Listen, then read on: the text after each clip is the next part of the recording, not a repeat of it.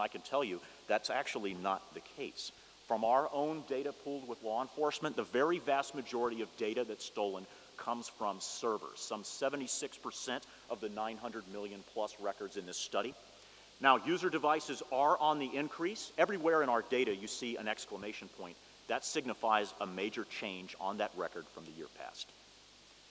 Don't think because I say user devices that necessarily means mobile devices. There's so much hype about electronic crimes and mobile devices. Although last year they did figure into about 13% of our investigations in terms of scope, they still account for less than like 0.04% of all the records stolen in electronic crimes around the globe. That's increasing, but at a much slower rate than you might anticipate. So where is data actually stolen from? These are the system types in detail. Point-of-sale servers, especially in retail environments. Point-of-sale controllers and those central systems that payment card terminals and aspects like that connect to, pen pads and things like that. Pay-at-the-pump terminals. Gas stations are back on the crime menu. You know, you go to a gas station, you swipe your card at the pump. We saw those 10, 15 years ago in some countries. Now they're back all around the globe again. What gives? And databases last year were some 92% of all the records stolen. That's dropped considerably, but the main point is still the same. Criminals, when they do get in, they generally go right after the most obvious giant repositories for data. They go in a business, the first thing they do is they scan looking for port 2433. They go after databases. And to close up, this is an important visual and probably the greatest surprise in this year's study for most of the readers.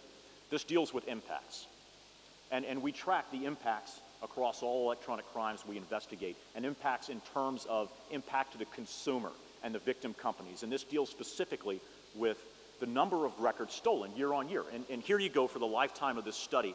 You see a steady increase all the way up to 2008. In fact, for 25 years of investigating electronic crimes, the static axiom was that last year was bad, this year was worse, and next year is going to be even worse, and you could bank on it. All the way up to 2008. We saw 361 million unique records actually stolen. We verified it ourselves in that year, and it was a landslide year. And we looked at the types of records stolen, and we looked at the quantity of records stolen, and I would tell you, back then, and around 2008 and before that, especially around 2008, there were probably, internationally speaking, about 225 to maybe 240 specific criminals that underscored the very vast majority of big electronic crimes.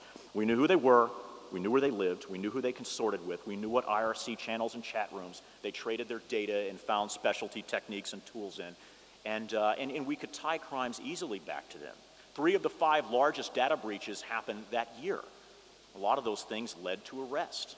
A lot of those people are off the street, and you saw that with the Albert Gonzalez arrest in the United States and subsequent prosecution. By the way, that was the largest electronic crimes arrest and prosecution in history, successful.